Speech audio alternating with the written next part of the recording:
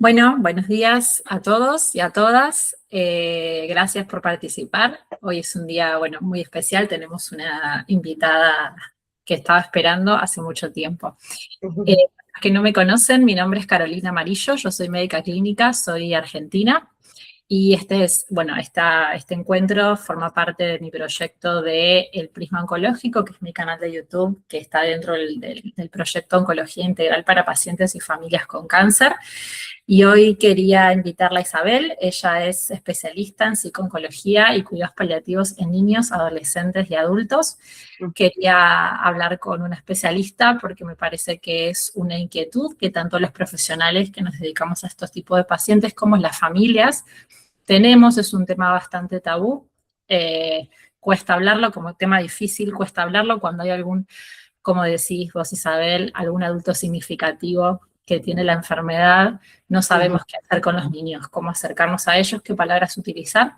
Así que, bueno, ya sin más introducción, quería que te presentes y que nos cuentes cómo es que, bueno, llegaste a dedicarte a esto. Ajá.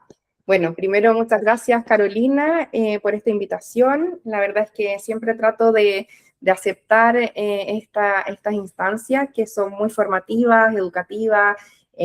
También sigo a Caro en su cuenta, en su canal, y también me dediqué hace un tiempo a crear mi cuenta de la psicooncóloga con este fin, que en el fondo es poder democratizar la información, abrir la información de este tema, ¿cierto?, de la psico-oncología, de los cuidados paliativos, del trabajo que se hace en duelo, a el resto de la población, y que pueda ser un espacio educativo y utilizar a favor del conocimiento, ¿cierto?, las redes sociales que hoy día nos ayudan a tanto también, ¿ya?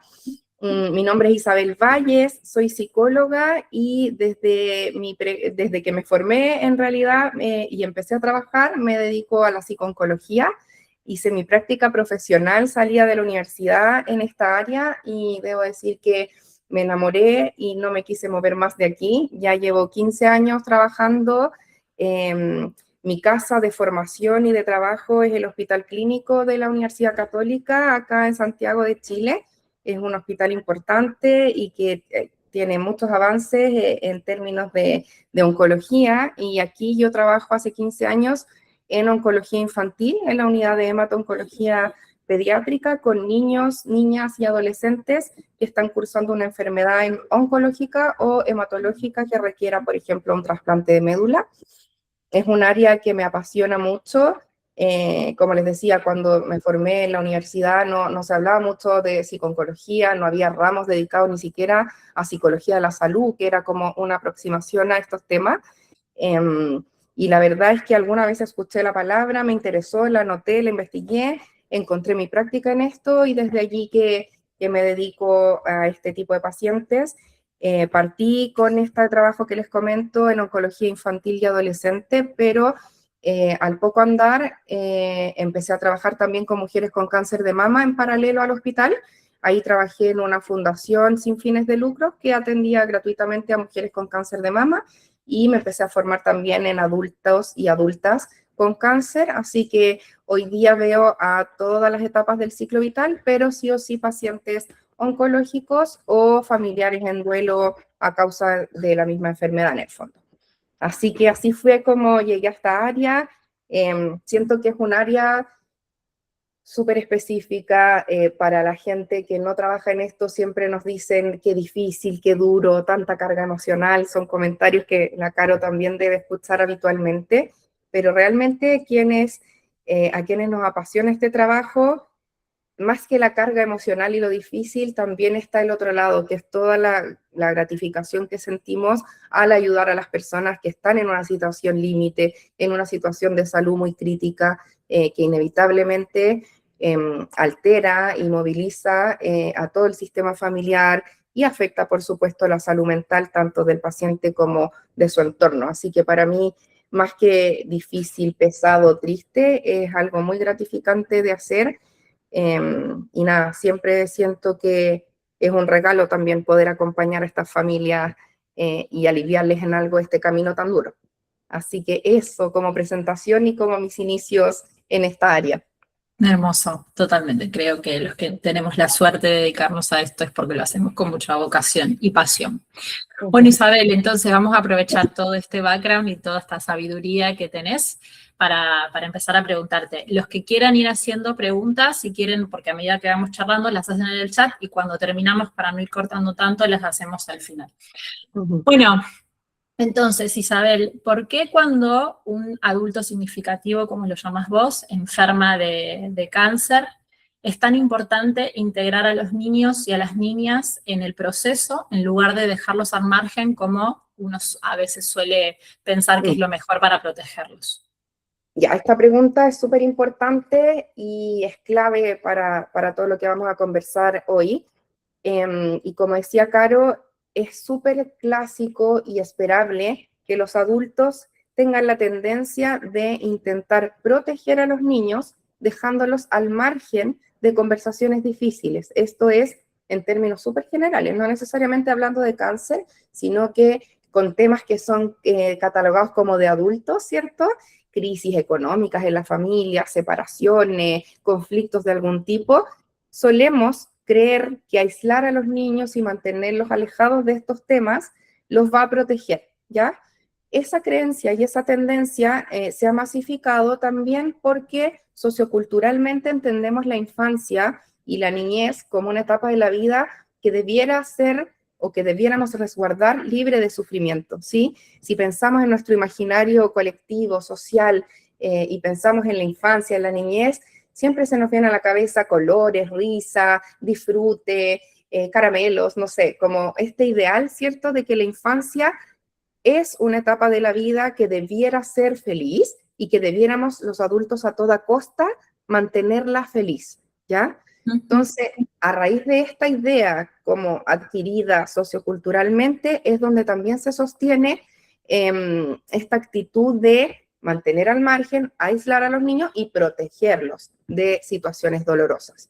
Por supuesto que el diagnóstico de cáncer de un familiar, de un cuidador, mamá, papá o un adulto significativo, que lo llamo así porque puede ser una tía, un abuelito, cualquier adulto que es parte de la vida de este niño o niña, cuando esta persona es diagnosticada de cáncer, evidentemente van a ocurrir cambios en este sistema familiar, ¿ya? Si este niño o niña además vive con esta persona, convive, ¿cierto? Va a empezar a notar cambios visibles, cambios de partida, va a notar caras distintas, preocupación, tensión en el ambiente, llamadas telefónicas raras, que mi mamá o mi papá va mucho al médico, que está lleno de exámenes, que está llamando toda la familia y no sabes por qué están todos tan encima. En fin, se va dando y se va gestando una dinámica comunicacional al interior de esta familia que este niño o niña, de la edad que sea, va a percibir, más o menos imaginando escenarios peores o mejores, pero los niños y niñas se dan cuenta que algo está pasando en este hogar, en esta casa, cuando llega el cáncer, ¿sí? Entonces, es por esta razón que subestimar los recursos de los niños y niñas y creer que se van a deprimir si les hablo de esto, que van a sufrir si les cuento, y que va a ser peor, o asumir que los niños no notan nada, que están jugando, entonces no se han dado cuenta, suele ser un error. Y cuando dejamos al margen de explicaciones acordes a su edad a estos niños y niñas, lo que empieza a pasar es que ellos fantasean y agarran información del ambiente. Escuché esta llamada, mi papá dijo una palabra por teléfono, después encontré un papel que decía tal cosa, cáncer, y inventan y crean su propia explicación de una realidad que nadie les ha mediatizado, y esa explicación que ellos crean y arman en su cabeza para explicarse todo lo que ven suele ser peor que la realidad. Entonces, sin duda, el camino correcto es tener las herramientas y poder sentarse con estos niños y niñas y contarles lo que está pasando, para evitar las fantasías, las ansiedades, incluso las culpas también que pueden venir en algún momento, y los niños suelen también creer, eso, siendo tan egocéntricos en alguna etapa de su desarrollo, Que es su también culpa. es que es su culpa, que son responsables, que el papá anda triste, enojado, y que debe ser porque él se sacó una mala nota esta semana. Y ellos asocian nomás las cosas. Cuando no les explicamos, la causa y el efecto puede ser de una cosa a otra, para ellos súper literal y lineal, y no tener nada que ver con la realidad. Entonces, principalmente por eso es que la gente aísla y protege, pero esta es la consecuencia de este aislamiento en el fondo. Perfecto, súper claro. Isabel, y si tuviésemos que darle esta mala noticia a un niño o niña, ¿qué consejos nos das para empezar a hablar del tema y tratar de hacerlo lo mejor posible para ellos? Ya, primero yo creo que es súper importante que los adultos que van a hablar con estos niños o niñas ya tengan más o menos claro el panorama, no hacerlo tampoco súper rápido, porque los adultos también están afectados por este diagnóstico, ¿ya? Afectados emocionalmente, muchas veces sin entender a cabalidad qué es lo que se va a hacer. Entonces, yo recomiendo que cuando los adultos ya tengan claro el diagnóstico, el tratamiento, y ellos también se sientan tranquilos con esto, no desbordados me refiero, quizás nunca van a estar 100% tranquilos con una noticia como esta y iniciando un tratamiento, pero sí que se sientan con la capacidad de estar serenos cuando van a conversar con los niños. O sea, si el niño llora, se asusta y ve a un papá desbordado también, obviamente va a ser difícil contenerlo. Ojo, tampoco quiero decir que sea malo que un papá llore cuando hablen de esto con el hijo, pero sí, cuando yo voy a entregar por primera vez la información y voy a explicar este diagnóstico, tengo que tener cierta capacidad de mantenerme tranquilo y demostrar seguridad y tranquilidad, ¿sí? Bien. Entonces, recomiendo que se haga cuando el adulto, mamá, papá o persona importante para este niño o niña, tenga claridad del diagnóstico, los pasos a seguir y más o menos en una noción del tiempo que va a tomar este tratamiento, porque son las preguntas que probablemente van a hacer estos niños, ¿ya? Entonces, ¿cómo hacerlo? De tomarse un tiempo protegido para conversar con el niño, no cuando tienes 10 minutos, después va a llegar la vecina o te van a interrumpir, ¿ya? Yo me voy a dedicar esta tarde a hablar con mis hijos, lo voy a hacer en un lugar que sea seguro para ellos, en la salita de juegos de la casa, en el living, donde ellos se sientan cómodos. Me voy a mostrar disponible a responder sus preguntas, voy a hacer pausas en esta comunicación, no es un monólogo, ojo, esto va a ser una conversación con ellos y le vamos a explicar, el papá, la mamá está enfermo, te has dado cuenta que hemos ido mucho al médico, que mamá se ha estado haciendo exámenes, te has notado que hemos estado preocupados y haciendo muchas llamadas, ok, esto se debe a que estábamos haciendo exámenes y apareció esta enfermedad. Esta enfermedad se llama cáncer. ¿Has escuchado alguna vez hablar del cáncer? ¿Se te viene algo a la cabeza con esta palabra? Ok, acoger esas dudas, esas preguntas, esas ideas que tengan respecto de la enfermedad. O sea, que Y bueno, recomendás usar la palabra cáncer. yo recomiendo usar la palabra cáncer y recomiendo ser súper franco con el tema de las palabras. Mientras más maquillamos las palabras, más confundimos y estos niños o niñas van a terminar escuchándolas igual. Muchas veces la aprensión de nombrar la palabra cáncer es más, en la mayoría de los casos diría yo, es un miedo más adulto que de los niños, ¿ya? Igual los niños hoy día asocian la palabra a un famoso que mostraba en la tele que murió de cáncer. Es posible que te digan, chuta, pero eso es grave, la gente se muere. Oh, puede ser, hay gente que se muere de esto, pero no estamos en ese escenario. No sé, ahí hay formas de explicarlo. Pero sí es importante nombrar la palabra porque de alguna u otra manera esta palabra va a aparecer a lo largo del tratamiento. Y mentir, ocultar, maquillar no tiene sentido y va a quebrar las confianzas Sí. después. Sí, o ¿Sí? decir esto que también te he escuchado decir, se fue a dormir, se fue lejos, se fue a un Claro, viaje, con claro. respecto a Si esto no hablamos está bueno. después de la muerte, también pasa un poco lo mismo. Con la muerte tenemos que evitar los eufemismos, creemos que decir esas palabras suavizan, pero al final lo único que logramos es confundir, ¿ya? Entonces, antes de llegar de la muerte, que quizás vamos a hablar más adelante, respecto de cómo decirles de la enfermedad, es estando tranquilos, nosotros teniendo claro el diagnóstico, cómo va a ser más o menos el tratamiento. Una cosa muy general respecto del tipo de cáncer. Recordemos que hay muchos tipos de cánceres y no hay solo un cáncer. Entonces, si esto se trata de un cáncer al hígado, vamos a hacer un dibujo y vamos a mostrar que este órgano está dañado, que sus células se alteraron y que la enfermedad está en este órgano, en esta parte del cuerpo, y que la persona, papá, mamá, quien sea, necesita medicamentos para que esas células se ordenen y que dejen de estar descontroladas en el cuerpo, en fin, dependiendo obviamente de la etapa del desarrollo, es cuánta información y cuánto detalle vamos a dar, pero es importante tener este espacio. Y lo último que quiero aclarar respecto a esta pregunta es que, Caro, esta conversación inicial marca el inicio de todo un proceso, no es la conversación única, no es que yo ya le dije que su papá tenía cáncer, listo, no hablo más con mis niños, no. Esta conversación abre el puente para seguir conversando acerca de esto cada vez que el niño lo necesite, cada vez que hayan cambios en el tratamiento, que también lo vemos habitualmente, cada vez que ocurra algo respecto de esto, pues bueno, nos volvemos a sentar y volvemos a compartir las dudas, los miedos, qué aprensiones tienen respecto de esto, qué va a pasar con este tratamiento, qué va a pasar con este otro, por qué mi papá se ve así, por qué le pasó esto otro. Sentamos, hablamos y explicamos. ¿Ya? Es como abres el proceso y dejas súper claro a los niños que tienen toda la libertad y el permiso de preguntar cuantas veces quieran cómo va el tratamiento, qué está pasando y que los vayamos informando en la medida que esto avanza, para bien o para mal.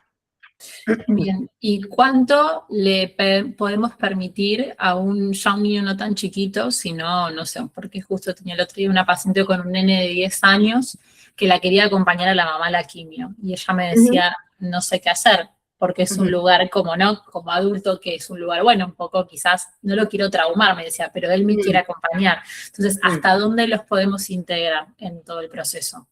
Yo encuentro que es súper bueno que un niño de esa edad pueda acompañar a su mamá a la quimio.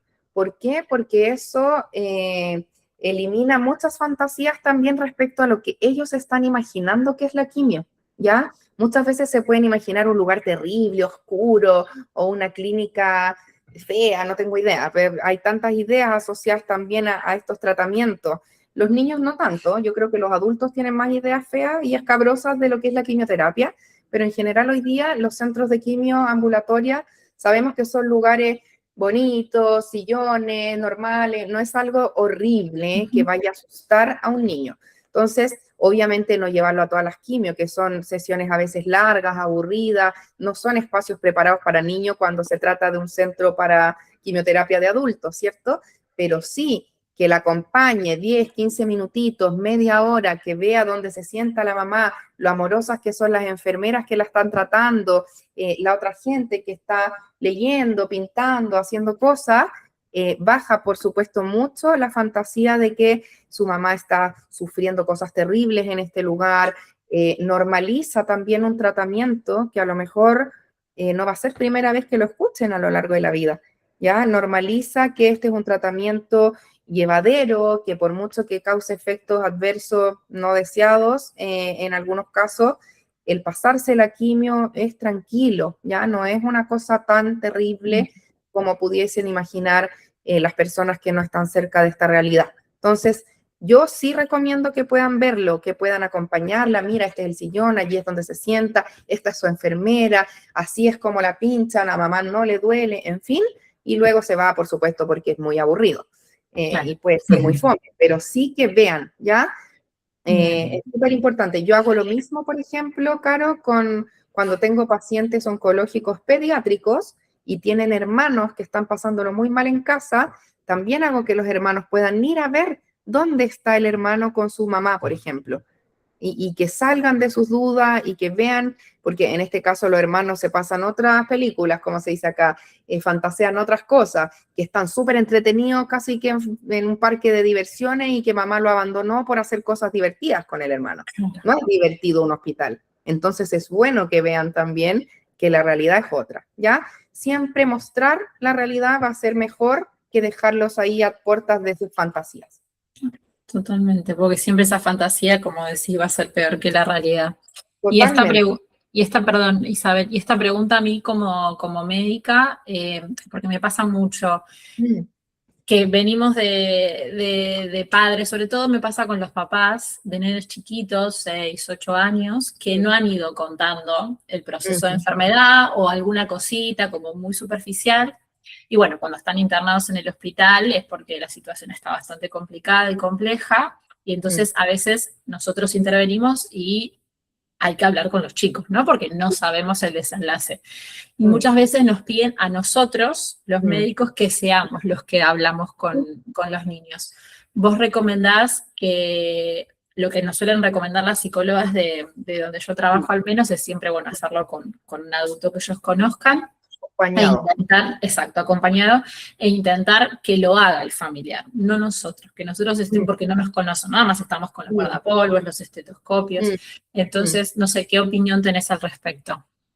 Yo siento que es bien aliviador para las familias que apoyarse en uno y no creo que sea negativo, pero sí estoy súper de acuerdo en que esté el otro presente. O sea, tú le dices a ese cuidador, yo te puedo ayudar en esto y lo voy a hacer. Yo lo hago como psicóloga siempre porque también tiene mucho más que ver con mi área, el ayudar a comunicarse.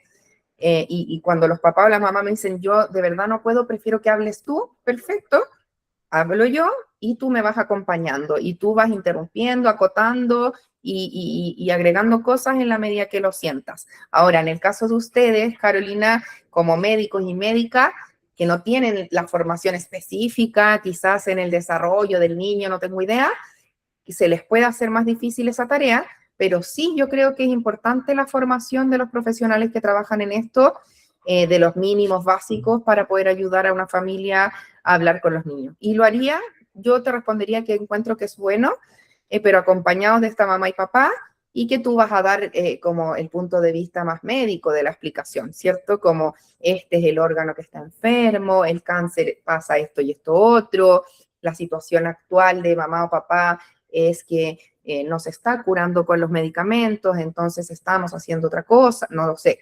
Y eso, ¿cierto? Como desde lo más médico que lo más emocional. Pero sí, por ejemplo, tú podrías sugerirle a esta familia, yo la voy a ayudar con el aspecto médico, voy a conversar con el niño o niña de esta enfermedad que para ti puede ser más difícil de explicar, pero sería bueno que lo abordaran con la psicóloga, con la psiconcóloga de la unidad y que ella pueda profundizar en el no sé qué, ¿cachai? En estos aspectos. Yo haría eso y lo encuentro bueno. O sea, esta gente igual está desesperada muchas veces y cree que obviamente un profesional lo va a hacer mejor que ellos. Entonces, desde Mm. ahí apoyarlos en esto, yo siento que es mejor apoyar a dejar sin información a esos chicos finalmente.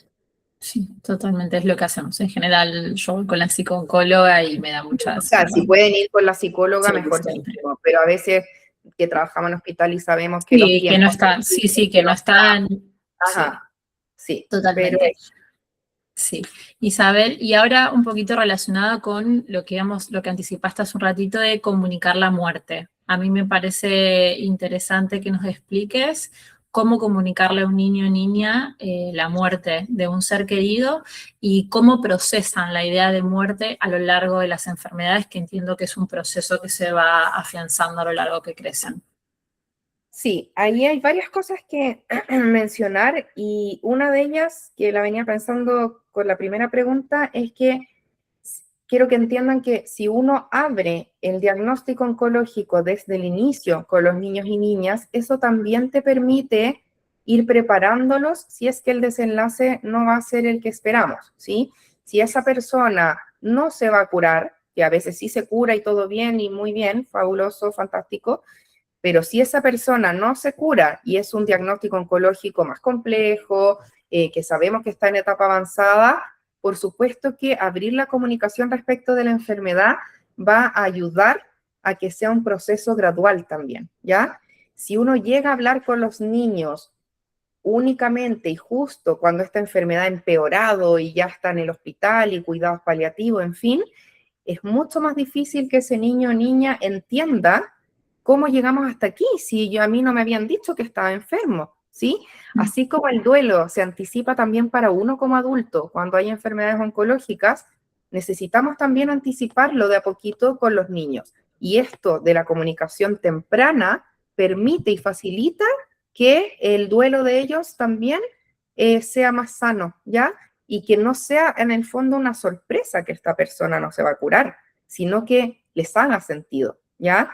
Si a mí me han dicho que los tratamientos no han funcionado, que han intentado todo y sigue enfermo, que ahora el foco de cuidado va a ser el alivio del dolor y que esta enfermedad lamentablemente no se va a poder curar, yo como niño o niña o como adolescente puedo leer entre líneas que es posible que esta persona fallezca y puedo también preguntarlo, ¿entonces se va a morir? Si no se va a curar, ¿eso significa que se va a morir? Y ahí la respuesta es sí. Esta papá, mamá, persona enferma, en algún minuto va a morir de esta enfermedad. Y eso sí lo sabemos. No sabemos cuándo, no sabemos cómo va a pasar, pero sí sabemos que de esta enfermedad se va a morir porque esta enfermedad no está siendo posible de curar. ¿Sí? Y lo que van a hacer los doctores y lo que estamos haciendo en casa o con el equipo es aliviar el dolor, mantener el mayor confort, que él esté cómodo, cómoda, que no le duela nada, que esté tranquilo, para que los últimos días o los días que le queden por vivir sean buenos para esa persona, estén tranquilos, podamos acompañarlo, en fin, ¿ya? Eso como un continuo, lo quería mostrar así porque para que se note y se refleje la importancia de que parta temprana esta comunicación y no sea de golpe porque eso dificulta al final todo lo que viene después. Cuando hablamos de muerte con niños y niñas, tenemos que tener en consideración la etapa del desarrollo en la que se encuentran porque efectivamente, como decía la Caro, el concepto de muerte va madurando y se va integrando en la medida que crecemos, ¿ya? Niños menores de 7 años no tienen el concepto de muerte como lo tenemos los adultos. Antes de los 7 años, los niños y las niñas no conciben la muerte como algo universal y como algo permanente, ¿ya? La permanencia y la universalidad de la muerte son conceptos que se van integrando a la medida que maduran los niños y madura el sistema cognitivo también, ¿ya? Niños menores de 7 años son niños súper concretos y con pensamiento muy mágico todavía, ¿ya? Por eso, en nuestras intervenciones respecto de la muerte, tenemos que ser muy concretos también, ¿ya? Vamos a ver por qué no nos sirve en la metáfora y el eufemismo en estos casos.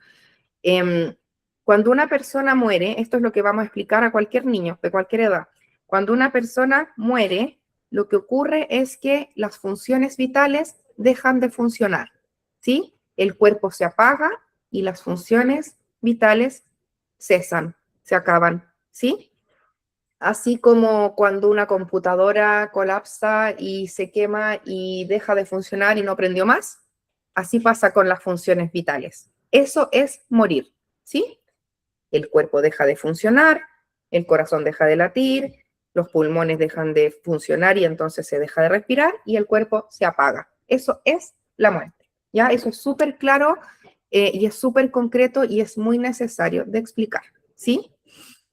Una persona que fallece es una persona que estaba gravemente enferma y es importante destacar también, ¿ya? El tío, la mamá o la abuela estaba muy, muy, muy enferma y yo siempre recalco los tres muy, 1, 2 y 3, muy, muy, muy enferma y no se pudo curar y por eso falleció, ¿sí? Es importante el muy, muy, muy, porque los niños también van a despertar ciertas ansiedades respecto de la muerte cuando hablamos de ella y puede que algunos que sean más ansiosos piensen que cualquier enfermedad puede llevar a la muerte. Y no, a la muerte llevan enfermedades que son muy, muy graves, personas que estaban muy, muy enfermas y también es más común que la gente adulta, mayor, fallezca por un tema de vejez, pero eso tiene que quedar súper claro, ¿ya? Entonces, vamos a hablar de la muerte como el cese de las funciones vitales y dejar muy en claro que el cuerpo deja de funcionar. Desde ahí, cuando el niño o niña pregunta, ¿Eso es como entonces que está dormido para siempre, mamá?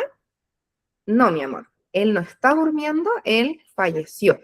Y estar muerto significa que es más que dormido, porque esta persona no va a volver a despertar. Mm. Tampoco es un viaje, porque es heavy lo del viaje, porque uno dice se fue a un viaje, emprendió un camino. Eso es súper confuso para estas cabecitas que están tratando de entender Mm. de a poco que la muerte es permanente y que no cambia, ¿cachai? La muerte es lo que es y no hay vuelta atrás. Y eso es súper difícil de integrar. Y en la medida que uno como adulto sea claro y consistente en las respuestas, el niño va a ir entendiendo. Entonces, ¿es que está dormido? No, mi amor, no está dormido porque cuando uno duerme y descansa, uno despierta. Esto es morir y el cuerpo deja de funcionar y nunca más va a despertar. Entonces, mamá, esto significa que el papá no va a venir a mi cumpleaños en 3 meses más. No, mi amor, no va a venir al cumpleaños porque ya no está vivo y no puede venir al cumpleaños. Y en eso vamos respondiendo de manera coherente con esta idea para que vayan integrándola con el tiempo también. Y es algo que se va a ir procesando y integrando, pero que mientras más claro lo hablemos, mejor o más favorecemos a este proceso de madurar la idea de la muerte. ¿Ya? Bien, perfecto. ¿Y cuánto recomendás involucrar a los niños con los rituales que habitualmente, ¿no? Velorio, ver al fallecidos. Entiendo que a veces los niños lo piden y bueno, quizás ahí es un poco más fácil de cantarse, pero cuando el niño no lo pide y ya, Mm.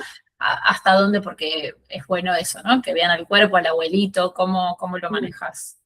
Sí, ahí es súper importante preguntar y ahí no asumir cosas, que también eso es muy de adulto, que Mm. asumimos que no quiere o asumimos que sí quiere, ¿ya? Súper clave preguntar. Y aunque sea chiquitito, 3, 4 años o 7, 8, vamos a preguntar, mi amor, y explicar y anticipar. Mm. Esta persona, papá, mamá, falleció, vamos a ir a verlo y va a estar en la cama del hospital, por ejemplo. Su piel quizás se va a ver de un color que no te va a parecer el mismo de antes, pero está ahí, está su cuerpo y podemos ir y despedirnos si tú quieres. Ya, por ejemplo, para verlo antes de que empiecen los ritos. ¿Te gustaría ir a ver a papá, despedirte, tocarlo? Sí, no, ok. Luego, los ritos. Es recomendado que los niños participen con naturalidad de los ritos, pero por supuesto que es clave escucharlos y saber si ellos quieren o no, ¿ya? Es bueno porque también normaliza esta situación de la despedida. Los ritos existen también para ayudarnos a integrar la idea de la muerte, para ayudarnos a desapegarnos de a poco del cuerpo físico, ¿cierto? De esta persona que ya no vamos a ver más y por algo existen los ritos, ¿sí? Y si el niño dice que quiere participar, uno lo ofrece, ¿cierto? Si es que dice que sí, es importante que siempre estén acompañados de un adulto, de un ser querido, de confianza, que no queden solos en un velorio o en un funeral dando vueltas ahí sin ni un adulto que los esté conteniendo y estar siempre tanteando cómo se van sintiendo en estas cosas, porque son en general aquí en Chile y me imagino allá igual son largos procesos, son horas de un velorio, horas puede durar un funeral y los niños más chicos se van a aburrir y cansar también. Entonces, en general, cuando son preescolares o muy chiquititos, uno los lleva, que estén un rato, los niños juegan, corren y saltan y hacen sus cosas de niño y está bien. Y ya cuando están cansados, les dio hambre y se aburrieron, otro adulto los lleva a la casa y ya está. ¿Sí? En niños más adolescentes, también es importante anticiparles, el cuerpo va a estar en este lugar, si tú quieres puedes verlo, si no, no. Jamás obligar a que lo vean, a que hagan cosas que no se sienten cómodos o de las que tienen miedo a hacer. Ya eso no tiene ningún sentido. Y muchas veces si dicen que no, niños más adolescentes también pueden decir que no quieren. Y ahí buscar una alternativa de poder hacerlos a ellos partícipe de la despedida. Ok, no quieres ir. ¿Por qué no quieres ir? Por esto. Ya, ¿te gustaría mandarle algo? ¿Te gustaría hacer algo? ¿Te gustaría que pusiéramos una canción? que tú nos digas, te gustaría mandarle una carta, un dibujo, un objeto, en fin, como que ellos puedan ser parte de alguna manera de esta despedida, independiente de que no quieran ir presencialmente, que también es respetable, ¿ya? Entonces, Perfecto. sí se recomienda que participen como regla general, pero hay que tener estas sutilezas y estas precauciones antes de. Bien. ¿Y recomendás, ya sea tanto en una enfermedad que no va avanzando bien como en la muerte, avisar a los núcleos del niño, al colegio, a los amiguitos, como que estén todos al tanto de lo que está pasando en esa familia?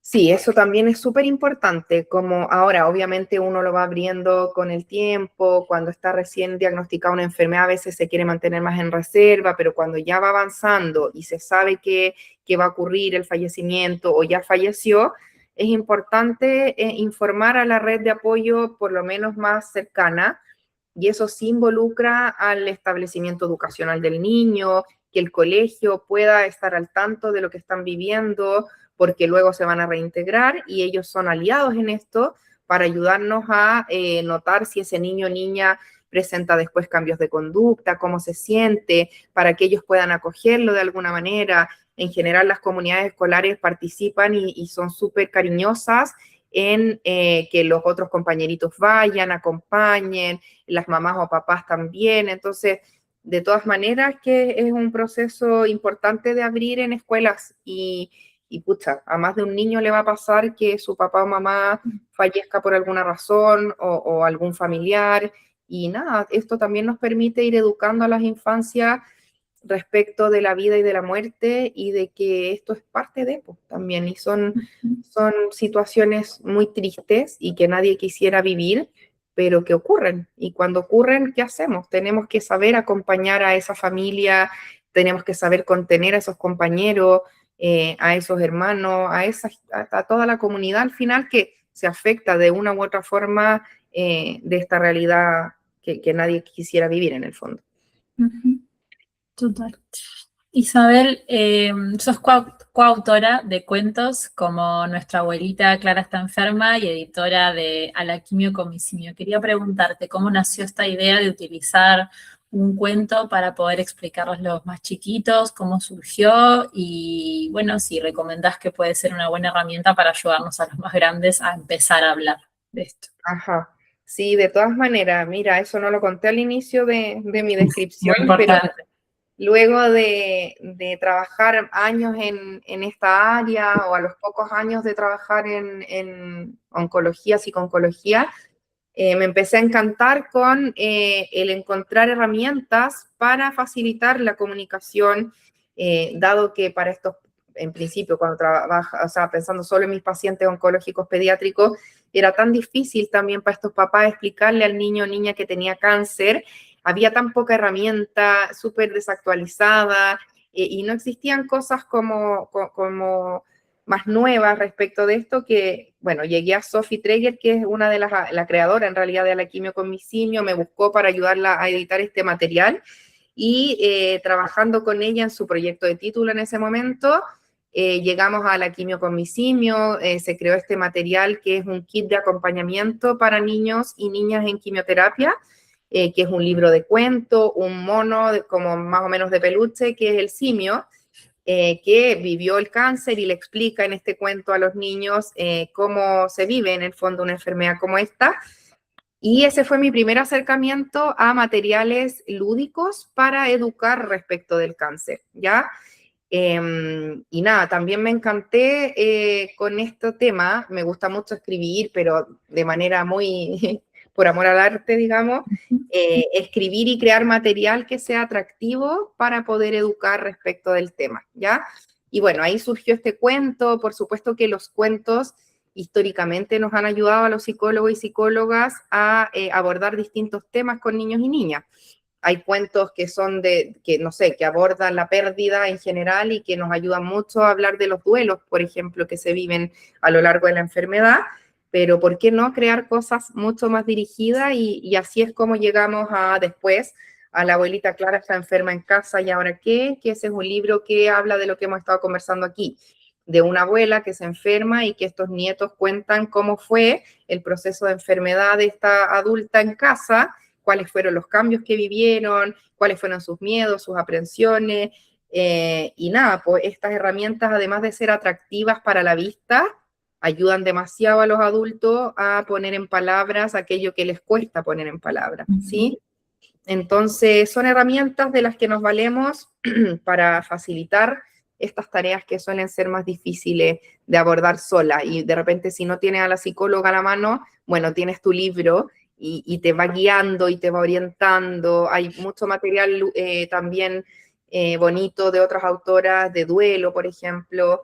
Y nada, creo que si están hoy día las herramientas y los recursos para poder crear estas cosas, sí o sí son súper beneficiosas, ¿ya? Muchas veces los cuentos infantiles clarifican tanto las cosas para los adultos también, que yo creo que los libros y los cuentos no tienen edad, al final son cuentos nomás y ayudan mucho y nada, ponen en palabra aquello que cuesta tanto, así que esa es otra área que me encanta, que he podido desarrollar. Hay otro libro que lo mencionó la Caro, que es el último, que se llama Rayos y Centellas. Mi mamá tiene cáncer de mama. Y ese está súper bueno también y es para integrar a los niños en la experiencia del cáncer. Ese libro, bueno, tiene un final feliz porque la mamá de ese niño que cuenta la historia se sanó, pero también define muy bien lo que es el cáncer con unos dibujos hermosos. En ese libro le agregamos un juego de cartas con la autora también, que es Daniela Roja, otra psicóloga muy, muy connotada acá en Chile. Y este juego de cartas permite abrir conversación en casa, hablar de las emociones, de los miedos, en fin. Hay tanto que se puede hacer hoy día para ayudar en el proceso que nada, me parece entretenido y sí es un aporte para la familia y poder acompañar con estos materiales a distintas familias en distintos contextos y lugares, me parece también súper bonito y atractivo y un aporte al final.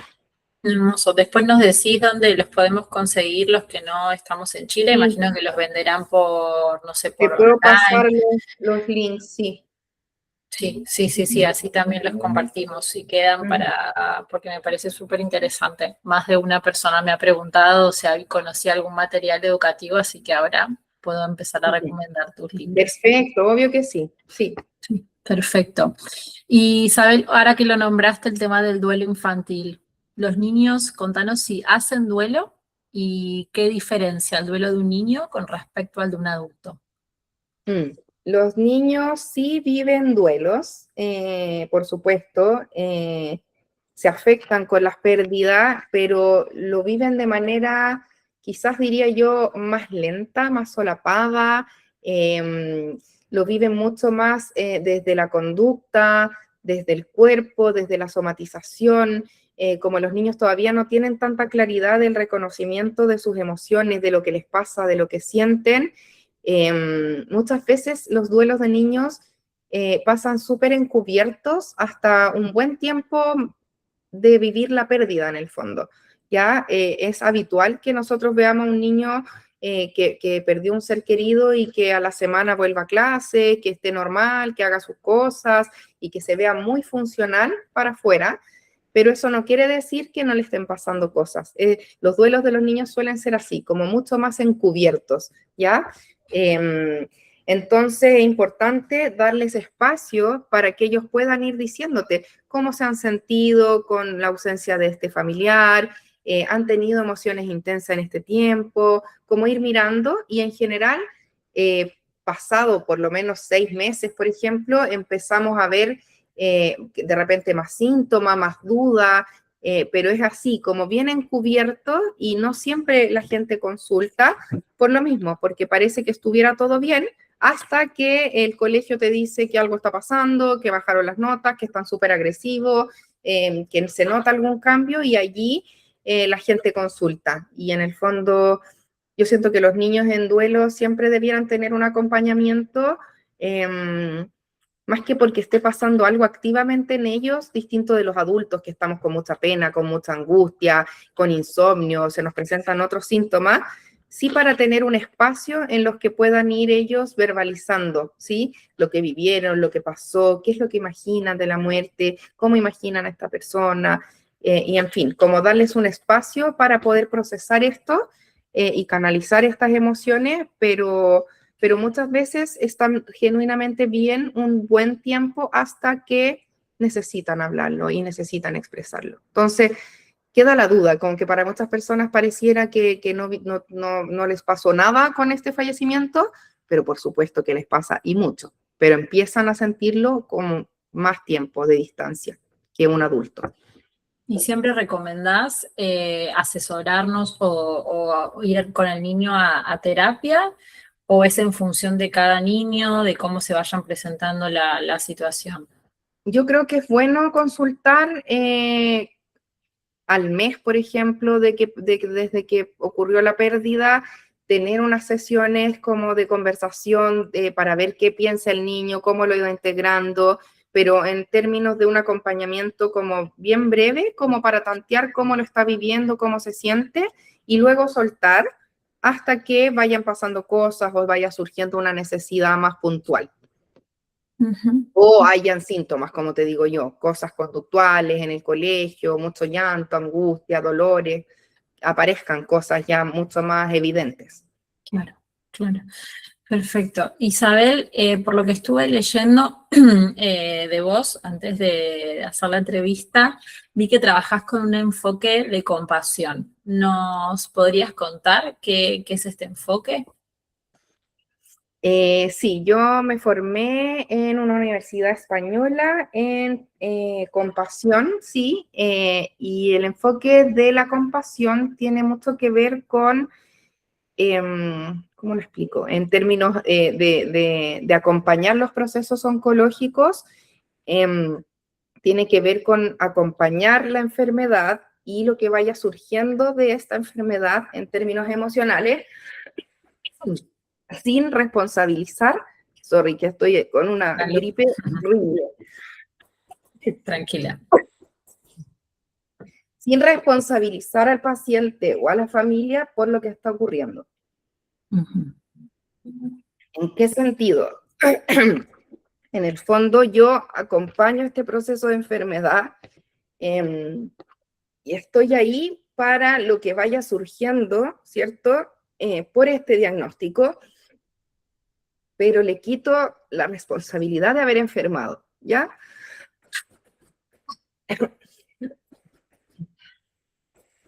Ay, Dios, perdón. Tranquila. Es muy típico que estuvo muy de moda también el tema de que la gente se enferma de cáncer por las emociones, ¿ya? Y eso, tú como médica, Carolina, lo vas a saber mejor que yo, sabemos que no es una causa directa, ¿cierto? No es una causa lineal. El cáncer es una enfermedad multifactorial y desde este punto de vista ocurre por diversos factores que se conjugan y hacen que se dé esta enfermedad, ¿sí? Desde allí, los padres de un niño con cáncer no son los responsables de que se haya enfermado y el adulto tampoco ha hecho o dejado de hacer algo que haya causado la enfermedad. Entonces, un enfoque compasivo habla de no dejar fuera todas las emociones que esto provoca. Esto provoca mucha rabia, mucha sensación de injusticia, mucha tristeza, mucho miedo, y esas emociones yo no las trato de ocultar, sino que aprendo a mirarlas y a acogerlas para transformarlas a lo largo del proceso. ¿Ya? El enfoque de la compasión tiene que ver con eso, con aprender a ser amable conmigo, con mi proceso, a no culparme, no responsabilizarme, pero sí mirar lo que me está pasando con esto, ¿ya? Mirar lo que siento, si tengo rabia, ok, esta es la rabia y la vamos a acoger y voy a decir, es válido sentir rabia, porque yo no quería enfermar de esto, ¿sí? Claro. Y desde ahí acompañar sin tratar de eliminar esta emoción, ¿ya? Sino como acogiéndola, dándole espacio, nombrándola y de esta manera dejando que se transforme después. Claro. Estar con lo que hay, con lo que va surgiendo, validar las emociones. Entiendo Y que te tiene mucho refieres. que ver, que me lo preguntabas también cuando conversamos antes, este enfoque tiene mucho que ver con el mindfulness, que es como también una de las terapias de tercera generación con harta evidencia y que nos permite trabajar en el momento presente con la conciencia plena y tratar de enfocarnos en el momento presente para evitar la anticipación o el sufrimiento por lo que ya no fue, ¿sí? Entonces, desde allí también utilizar herramientas que permitan ejercitar esta técnica que es mucho más cercana a la meditación, pero que se pueden hacer ejercicios cortitos, pausas a lo largo del tratamiento, Sí, herramientas. tratarse a uno como se trataría a un buen amigo, a un familiar, ¿no? Exacto, Hablarse de esa sí. Bueno, forma. esa es como la base, ¿cierto? Como para explicar también la compasión y la autocompasión.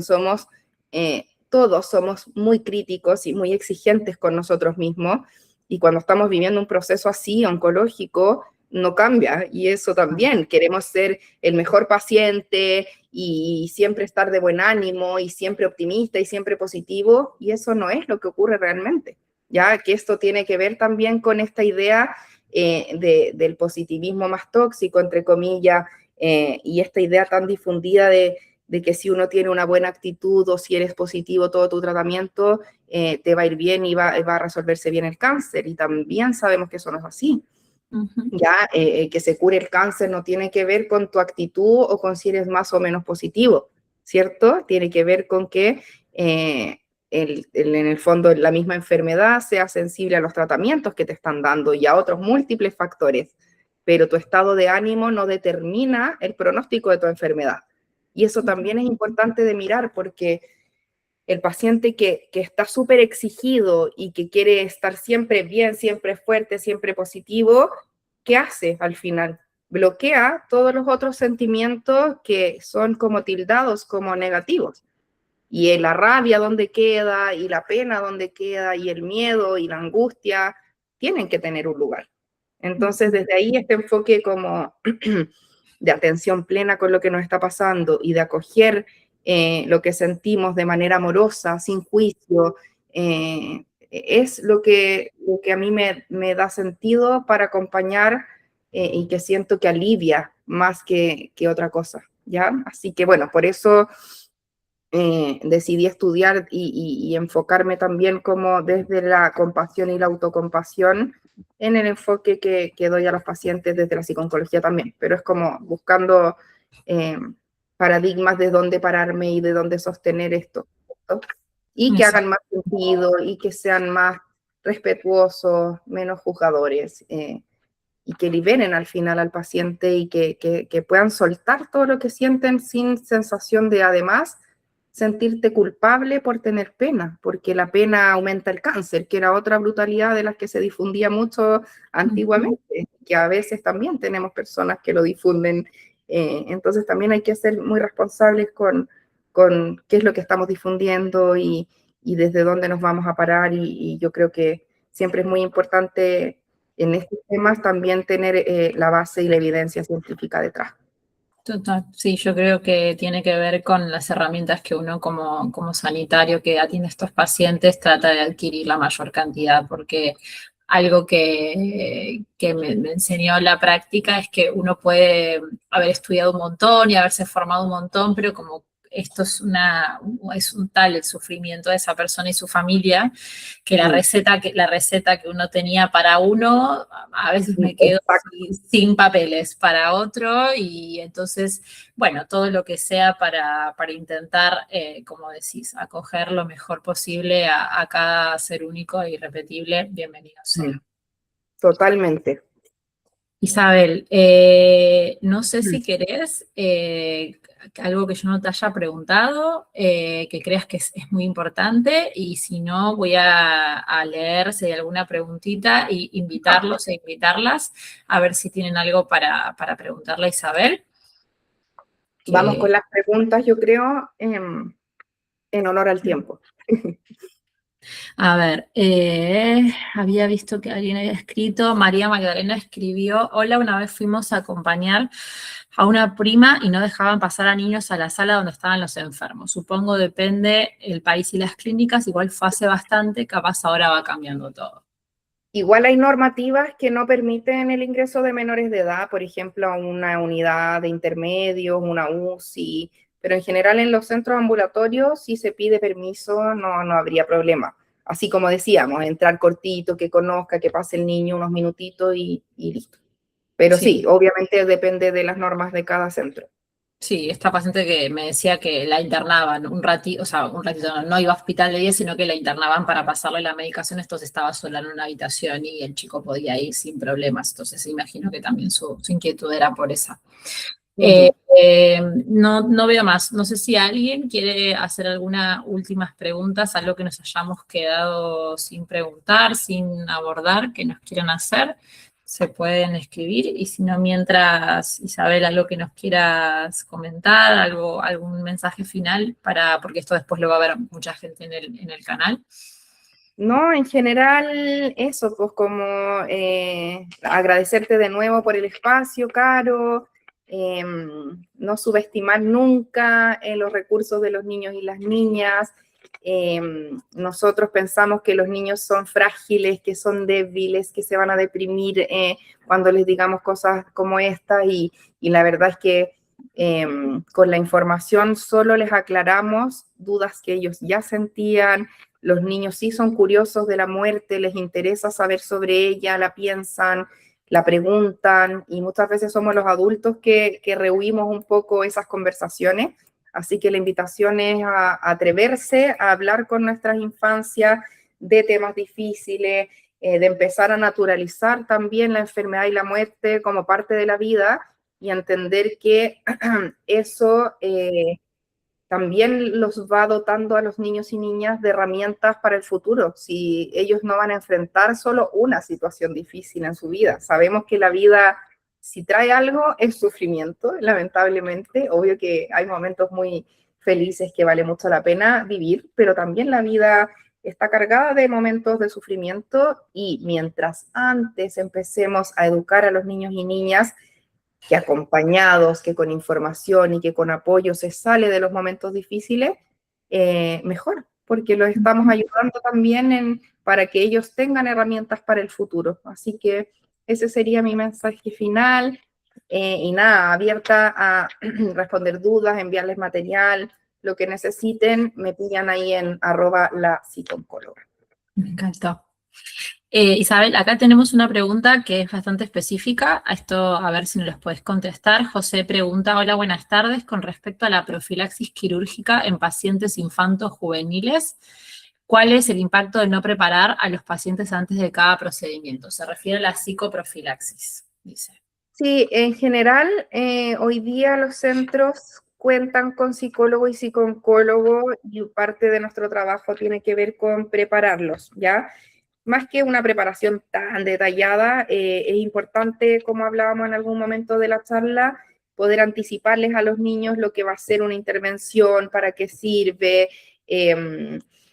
¿cuál es el efecto? Preguntas tú, y el efecto de no preparar es un niño quizás que sale de un pabellón con algo que no sabía que iba a tener y que va a estar más angustiado, más asustado. Se puede reparar igual. A veces tampoco alcanzamos a hacer psicoprofilaxis en todos los procedimientos, pero en cosas que sí son programadas, que sabemos que se van a hacer, por supuesto que conviene anticiparlo. Por ejemplo, instalación de un catéter venoso central, que el niño va a salir con un parche y con un botón acá y que no va a saber, eso sí es importante, y contarle, y el dibujo y el cuento del simio que le ponen, para qué, en fin. Por supuesto que es un plus anticiparlo y trabajar la psicoprofilaxis, y que cuando no se hace, el riesgo es que hay un niño muy angustiado por esto que no sabe que le hicieron. Y que, bueno, ahí llega la psicóloga igual a parchar y a explicar tarde, pero siempre va a tener más beneficios anticipar. Perfecto, clarísimo. Acá María Magdalena nos dice, muchas gracias por este espacio de acceso gratuito y por el tiempo destinado a las profesionales. De Bueno, nada, pues. gracias, gracias. Bueno, Isabel, bueno, profundamente agradecida, de verdad. Creo que ha sido súper, súper útil. Clara, transmitís mucha paz cuando hablas, así que me imagino que tus Excepto cuando pacientes... me viene esta tos desgraciada. Es que uno se pone nervioso encima porque no No, es quiere, no quiere terrible, toser. pues. si uno está hablando aquí, no quiero toser, pero me dio influenza hace una semana y quedé con esta tos horrorosa. Lo siento, perdón. Pero no, que te recuperes Ya se me pasó. Sí, no, tus pacientes deben estar nada, muy contentos de tenerte como psicóloga, la verdad. Ah, linda, gracias. Sí. Bueno, acá todos nos dicen gracias, así que bueno, voy a finalizar la grabación. Isa, yo quiero material, muchas gracias. Acá nos piden eso, el material para difundir de tus libros. Así, Ya.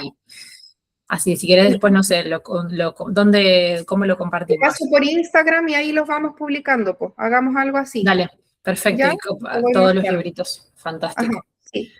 Bueno, Ya.